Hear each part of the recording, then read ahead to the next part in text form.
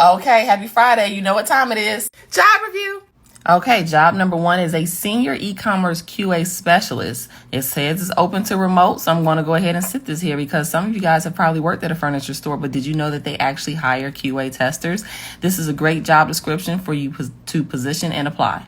All right, job number 2 is with Swift. It's, again, a senior QA analyst position. You can go ahead and find the job description below. If you have commercial insurance experience or homeowners experience, you also are a great industry candidate. So go ahead, find it, position, and apply.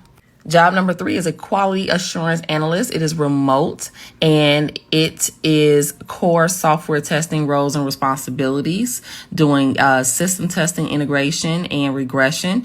Looks like you're also going to be leading and supporting a UAT effort. I say position and apply. Job number 4 is with 4Up Golf. Oh, wow. Interesting. So I say go ahead and look this up. Do you ever have golfing experience? Go and find what this is and let's position and apply.